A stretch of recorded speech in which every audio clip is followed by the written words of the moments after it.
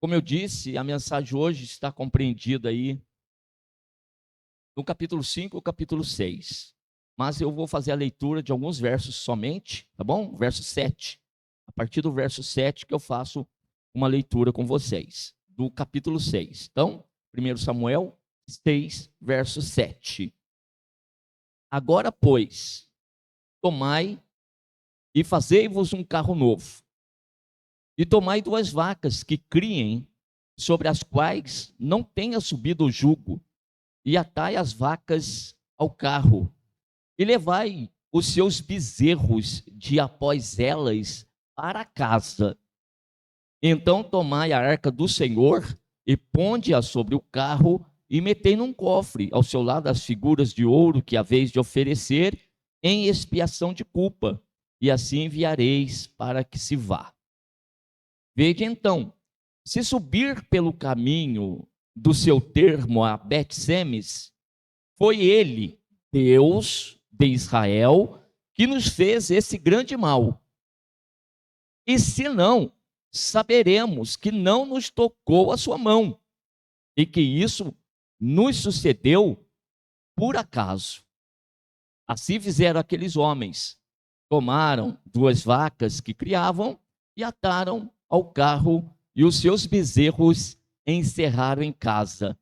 Puseram a arca do Senhor sobre o carro, como também o cofre com as suas ofertas. Então as vacas se encaminharam diretamente pelo caminho de Bet-Semes e seguiam um mesmo caminho, andando e berrando, sem se desviarem nem para a direita e nem para a esquerda. E os príncipes dos filisteus foram atrás delas até o termo de Bet-Semes. Aqui está a leitura desse versículo. Nós já vimos que estes filisteus derrotaram os israelitas numa peleja, e que nesta derrota eles levaram embora a arca de Deus para a terra da Filístia. O capítulo 5 nos mostra isso. E a primeira cidade dos filisteus em que a arca esteve foi em Asdod.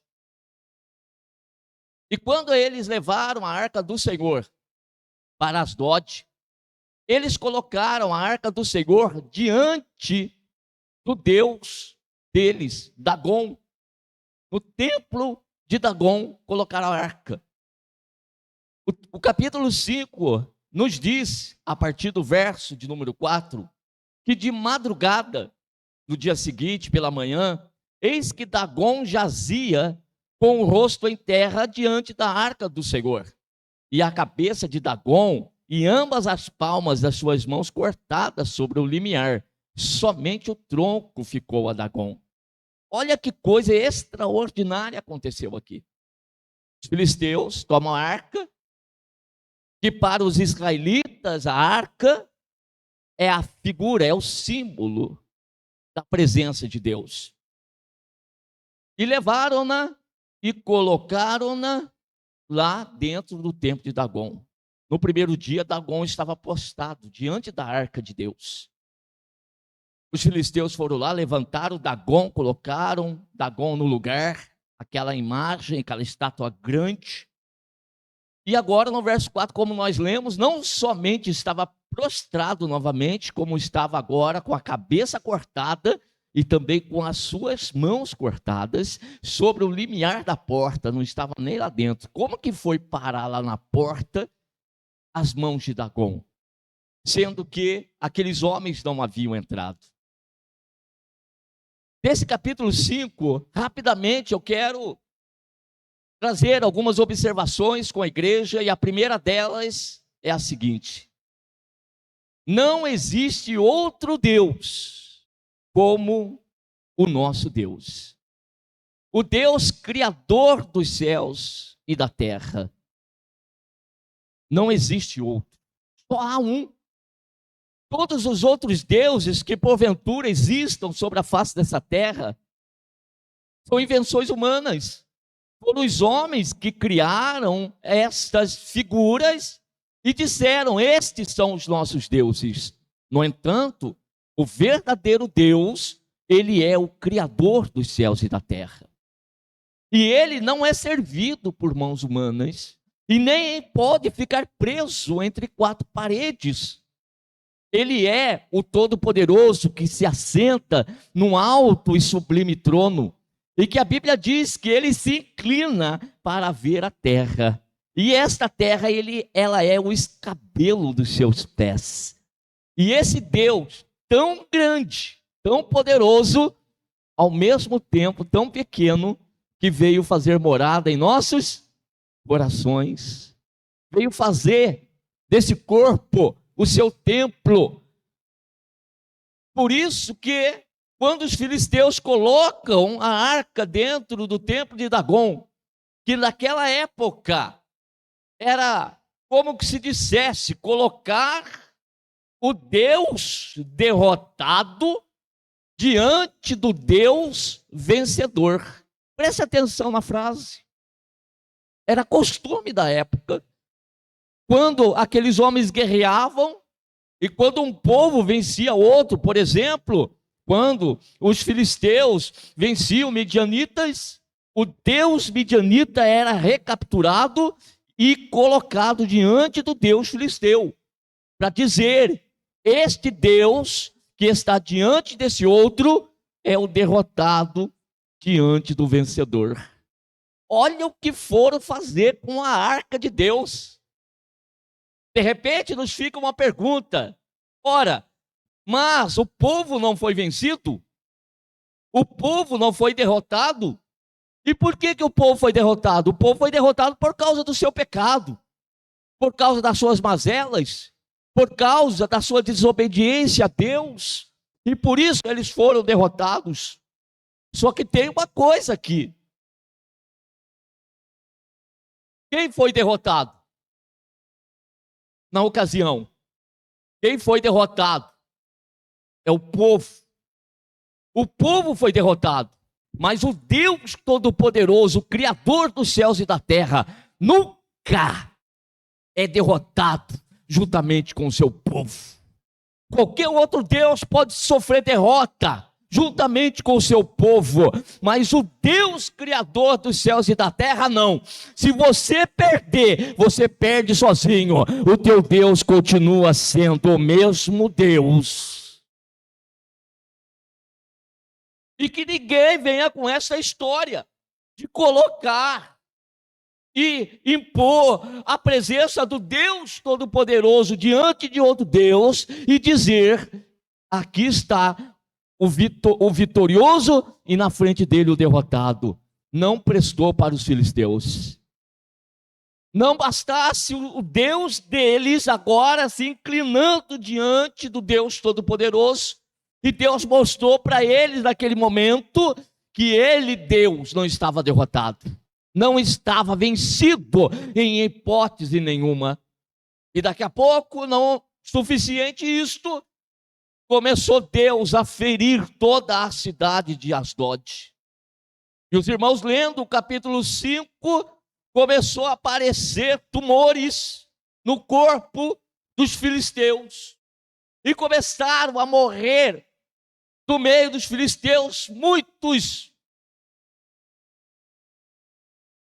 desses tumores, que a revista Corrigida traz para nós aí como hemorroidas. É assim que está escrito aí.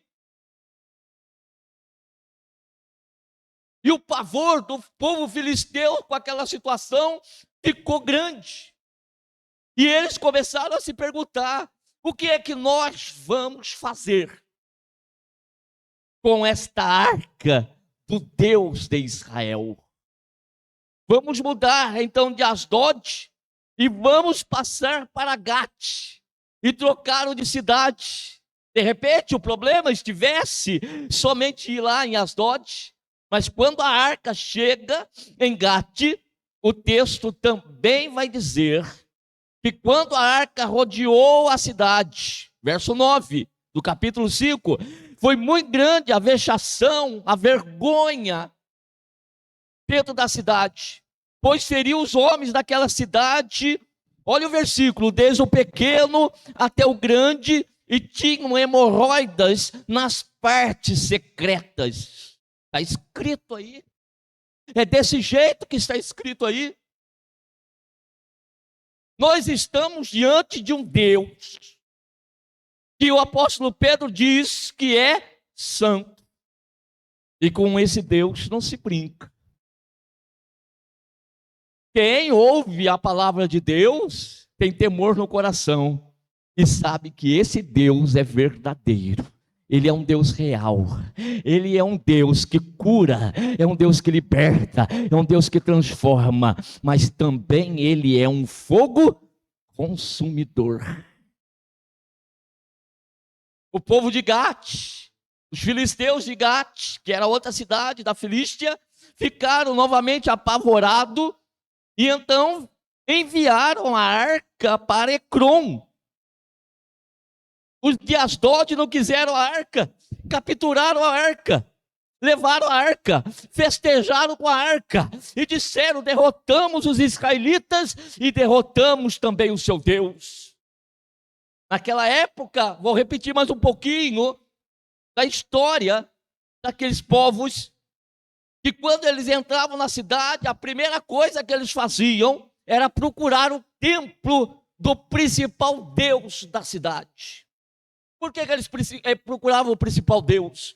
Porque aquelas nações eram politeístas e eles tinham vários deuses. Mas dentre os vários deuses que tinham, existia um que era o principal. E eles até estranhavam os israelitas, porque entravam nos israelitas, a terra dos israelitas, qual que é o principal Deus dos israelitas? Não, os israelitas não tinham um principal Deus, os israelitas só têm um único Deus, que é o Criador dos céus e da terra. Um único Deus. E naquela época, então, eles iam até, no meio da peleja, um dos seus soldados, um pelotão, invadiam e iam até o templo, queimavam o templo e capturavam aquele principal Deus. Quando o principal dos deuses deles eram capturados, os soldados já se desanimavam e já se entregavam, porque uma vez que o Deus deles fora capturado, a derrota era certa para eles. Olha como que eles viviam, a fé que eles professavam. Agora, irmãos, no meio do povo israelita, capturar a arca, que era a figura do Deus Todo-Poderoso, para os israelitas, foi algo terrível. Tanto é que eles, muitos deles, inclusive o sacerdote, morreu. E a sua nora morreu também, e ali na hora que gerou filho, e chamou o seu nome e acabou. Foi-se a glória de Israel. Foi-se a glória de Israel.